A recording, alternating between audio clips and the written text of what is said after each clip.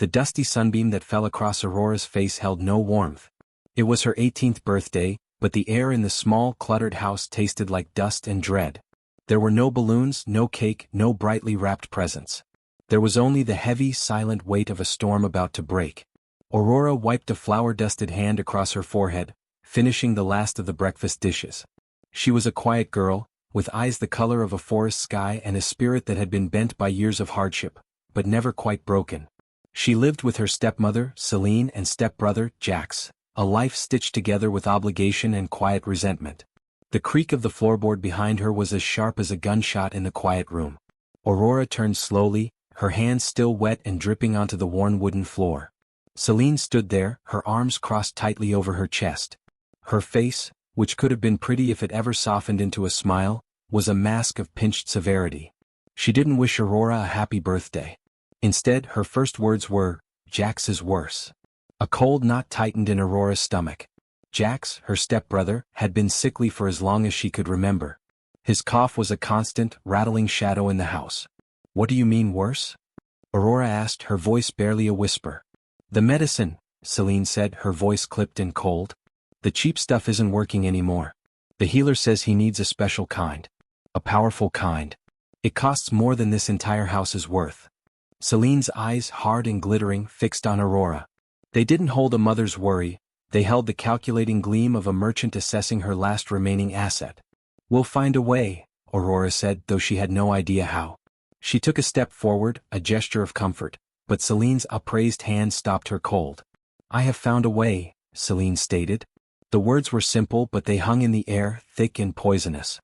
"There is a man. A powerful man. The Alpha King of the Blackwood Pack." Aurora felt the blood drain from her face. Everyone knew of the Blackwood Pack. They were the most feared and powerful werewolves in all the territories. Their king was a legend, a warrior who had been crippled in a great war.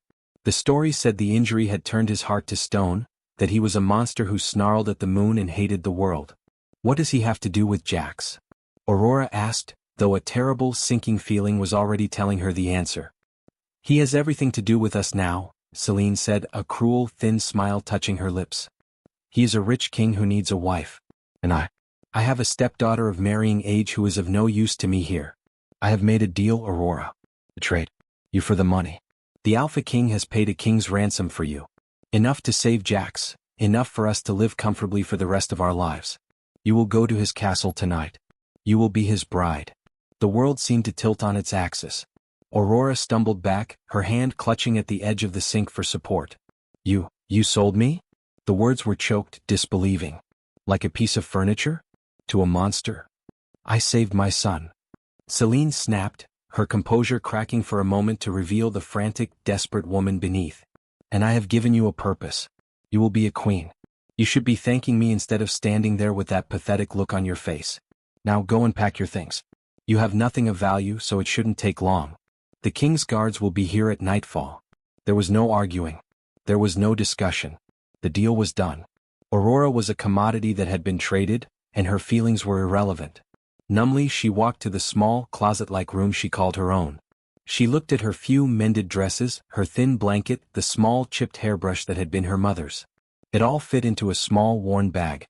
As she packed, she could hear Celine in the other room, speaking to Jax in a syrupy sweet voice, promising him he would be all better soon.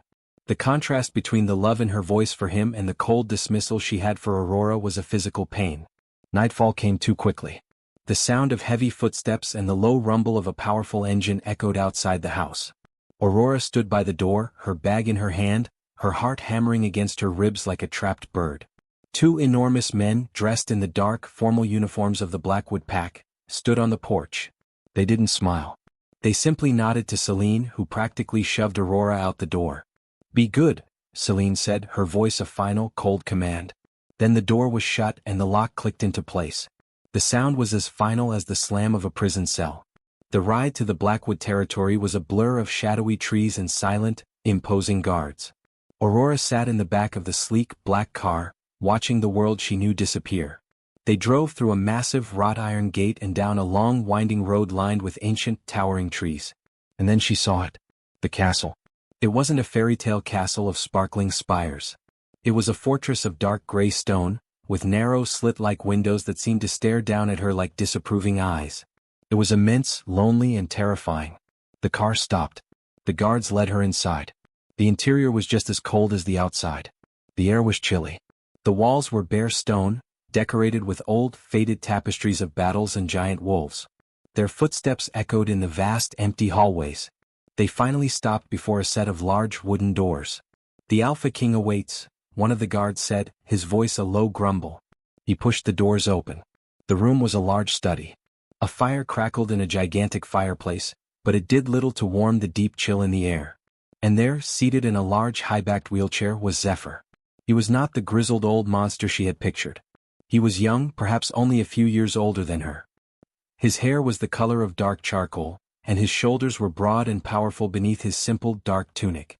But his eyes were the coldest, darkest shade of brown she had ever seen, like chips of frozen earth. They held no warmth, no curiosity, only a deep, simmering bitterness. A thick blanket was draped over his legs, a silent testament to his injury. He didn't speak at first. He just looked at her, his gaze sweeping from her simple shoes to the top of her head, as if inspecting a horse he had purchased. Aurora felt a flush of shame and anger heat her cheeks. "So," his voice was a low, gravelly sound that filled the quiet room. "You are the girl she sold." Aurora lifted her chin, forcing a bravery she did not feel. "My name is Aurora." Zephyr's mouth twitched, but it wasn't a smile. "Your name is irrelevant. You are here because of a business transaction. Your stepmother needed gold. I needed a wife to satisfy the traditions of my pack. It is a simple, if unpleasant, arrangement." He wheeled himself a little closer, the soft whir of the chair's motor the only sound. "Let me be perfectly clear so there is no confusion. You will have a room. You will have food. You may walk the grounds, but you will not leave them. You will not bother me. You will not ask me questions. You will stay out of my way. In public you will be my Luna. In private you are a ghost in my house. Do you understand?" Tears stung the back of Aurora's eyes, but she refused to let them fall. She simply nodded, her throat too tight to speak. "Good," Zephyr said, his tone final. He turned his wheelchair away from her, dismissing her as if she were a servant. "A servant will show you to your room. Do not expect me to be a gentle husband. I am not capable of it." A servant, an older woman with a kind but worried face, appeared at her side and gently took her elbow, guiding her away. As Aurora was led out of the study and down another long, dark corridor, the full weight of her situation crashed down upon her. She was alone. She was a prisoner in a castle of stone and shadows, married to a king who saw her as a piece of furniture he had been forced to buy. The door to her new room was heavy and solid. When it closed behind her, the sound echoed with a terrible, hollow finality. She was truly and completely alone. The first week in the dark castle passed in a blur of silent, lonely days and long, fearful nights. Aurora's room, though grand in size with its high ceiling and large, canopied bed, felt more like a beautifully decorated cage than a home. The stone walls seemed to absorb all sound and warmth, leaving a perpetual chill in the air that seeped deep into her bones. She spent her hours wandering the endless, tapestry-lined hallways, her soft footsteps the only noise she made. She learned the layout of the main floors, memorizing the turns that led to the grand dining hall she never used and the doors that opened to the overgrown, walled gardens outside. The few servants she encountered would bow their heads respectfully and murmur, "My Luna," but their eyes were always downcast, their movements hurried, as if they too were afraid of disturbing the heavy silence that clung to their king. She saw Zephyr only at a distance. Sometimes she would catch a glimpse of him being wheeled by a guard from his study to the library, his face a stony mask, his gaze fixed straight ahead, never wavering to acknowledge her. Other times she would see him through a window, sitting motionless in his wheelchair on a stone balcony, staring out at the dense, dark forest that surrounded the castle. He looked like a statue of a king, powerful and imposing, yet utterly isolated. The stories of his bitterness and coldness seemed to be true, and Aurora's heart ached with a sympathy she knew he would never accept. She was a prisoner, but in many ways so was he. Her days fell into a quiet, desperate rhythm. She began taking her meals alone in a small, sunlit morning room she had discovered, far from the formal dining hall. The food was always delicious and plentiful, but eating alone made it taste like ash. One afternoon, driven by a restless need to do something, anything, she found her way to the castle kitchens.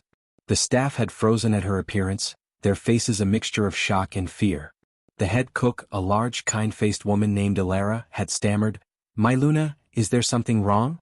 We can bring whatever you need to your room. Aurora had simply shaken her head, a small, sad smile on her face. I wanted to see if I could help. I'm used to being useful. The silence that followed was heavy with confusion. A queen did not work in a kitchen.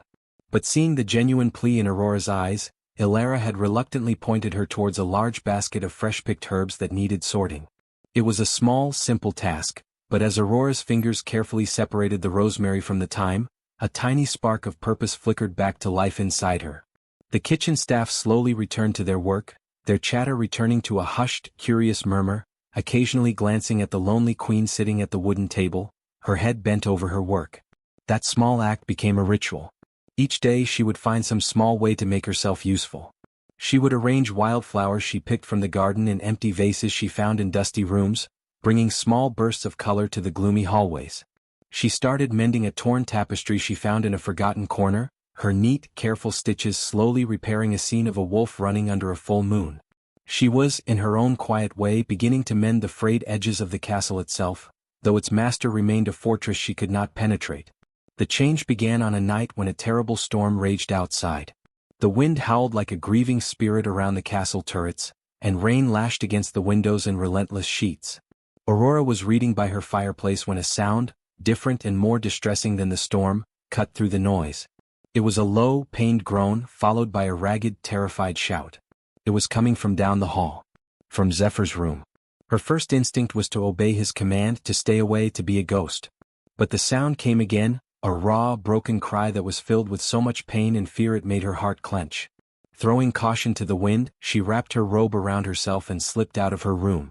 The hallway was dark, lit only by flickering sconces that cast long, dancing shadows. She crept to his door and gently pushed it open, just enough to peer inside. Zephyr was thrashing in his large bed, his body tangled in the sheets, his face slick with sweat. In the dim light he didn't look like a cold, powerful king. He looked like a young man trapped in a nightmare, his features twisted in anguish. "No, retreat, hold the line," he growled in his sleep, his voice a ragged echo of the warrior he once was.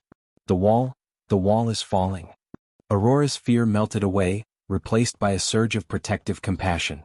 She did not go to him, knowing that touching a startled werewolf, even a crippled one, could be dangerous.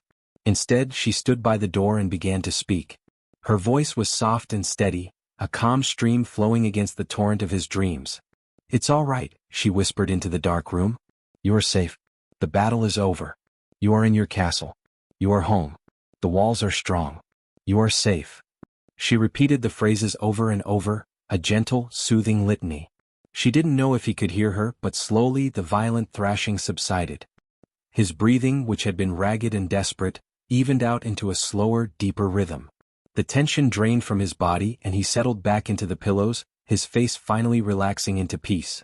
Aurora stood there for a long time, until she was sure the nightmare had truly passed. Then, as silently as she had come, she slipped away and returned to her own room, her heart pounding not with fear, but with a strange, new connection. The next morning she expected everything to be the same. She went to the small morning room for her breakfast but found it empty. Puzzled, she was about to leave when a servant appeared and bowed. "The Alpha King requests your presence in the main dining hall for breakfast, my Luna." Aurora's breath caught in her throat. She followed the servant, her mind racing. The main dining hall was a vast, intimidating room with a table long enough to seat 50 people. At the far end, Zephyr sat in his wheelchair, a place set for him and one for her right beside him. He looked up as she entered. His expression was still guarded, his eyes still dark, but the absolute ice she had seen before seemed to have thawed just a little. "Good morning," he said, his voice less of a gravelly command and more of a quiet statement. "Good morning," Aurora replied, sitting down carefully. They ate in silence for a few minutes, the clinking of their cutlery echoing in the huge room. Then, without looking at her, Zephyr spoke, his voice low. "Thank you," he said, "for last night." Aurora looked at him, surprised. "You heard me?" "I felt you," he corrected, still not meeting her gaze. "The nightmare? It is a constant enemy. No one has ever." He trailed off as if the words were foreign to him. "No one has ever dared to quiet it before." That single, shared moment was a crack in the immense wall between them. It was not a collapse, but it was a start. The next day he was waiting for her again at breakfast. This time he asked her a question. Ilara tells me you have been mending the old moonfall tapestry. Aurora, startled that he even knew, simply nodded. I hope that was all right. I just thought it was too beautiful to be left in pieces. Zephyr was quiet for a moment, then said, My mother was the one who tore it. The night they brought me back from the war, broken. She ripped it in her grief. The confession hung in the air, raw and personal. He was sharing a piece of his history with her. From that day on, they began to have real conversations. They started eating every meal together. Slowly, cautiously, they began to learn about each other. Aurora told him small, simple stories of her childhood, before her mother died, of planting a sunflower that grew taller than the roof. Zephyr, in turn, began to speak. He didn't talk about the war or his injury, but he talked about his pack. He spoke of the pride he felt for his people, and the heavy weight of his duty to them. He confessed his deepest fear, that they saw him as a weak king, a broken symbol who could no longer lead or protect them. Strength isn't just about walking or fighting, Aurora said to him one evening as they sat by the fire in his study. She had brought him a cup of tea, a small gesture he had begun to accept. It's in here, she said, gently tapping her chest over her heart. And it's in here, she added, tapping her temple. You lead with your mind and your heart, Zephyr. That makes you stronger than any king who only leads with his claws. Zephyr looked at her then, a long, deep look that seemed to see all the way into her soul. The cold, frozen earth of his eyes had warmed, showing flecks of gold and amber she had never seen before. He didn't smile, but the harsh lines of his face softened. For the first time, Aurora did not see the crippled alpha king who had bought her. She saw Zephyr, a man who was lonely and proud and in more pain than he could ever say. And he, for the first time, did not see the girl he had been sold. He saw Aurora, a woman whose quiet kindness was a strength he had never known he needed. The wall was crumbling, and in the space that was opening between them, something new and fragile, yet incredibly strong, was beginning to grow. The fragile peace that had blossomed between Aurora and Zephyr was like the first green shoot pushing through winter-hardened ground. It was beautiful, full of promise, but terrifyingly vulnerable. Their days took on a new pattern, one woven with shared quiet moments rather than isolated silence. They read together in the library, Zephyr pointing out histories of his pack, Aurora sharing tales from human storybooks she remembered from her childhood. She began joining him on his balcony, the two of them watching the sun set over the Blackwood forest, the sky painted in hues of orange and purple.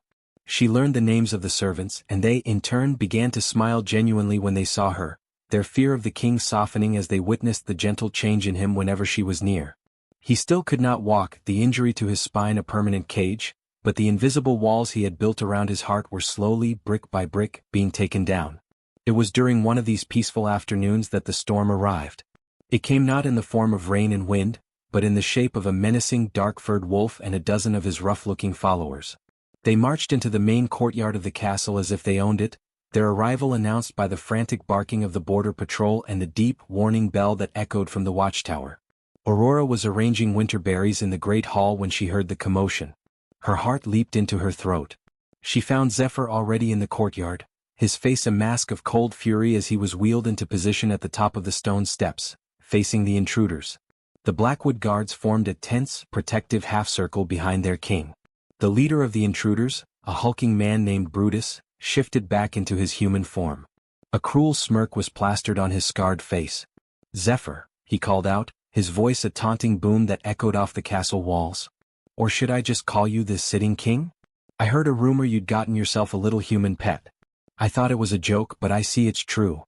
His eyes, like chips of flint, scanned the crowd and landed dismissively on Aurora, who had emerged from the doorway to stand protectively near Zephyr. Zephyr's hands were clenched so tightly on the arms of his wheelchair that his knuckles were white. "State your business, Brutus, and then get out of my territory," he growled, his voice low and deadly. "My business is challenge," Brutus declared, puffing out his chest. "The Shadow Fang pack does not follow a cripple. A king who cannot run with his pack, who cannot fight for his land, is no king at all. I challenge you for the alpha title. Step down or I will tear it from you." He grinned, a vicious, ugly sight. "But of course you can't step down, can you? You can't even stand up." A wave of angry murmurs rippled through the Blackwood guards, but it was mixed with an undercurrent of fear and shame. They were loyal, but Brutus was voicing a deep-seated fear that many in the werewolf world shared. How could a king who could not stand on his own 2 feet truly lead? Before Zephyr could respond, a voice, clear and steady as a bell, cut through the tension. You are wrong. All eyes turned to Aurora.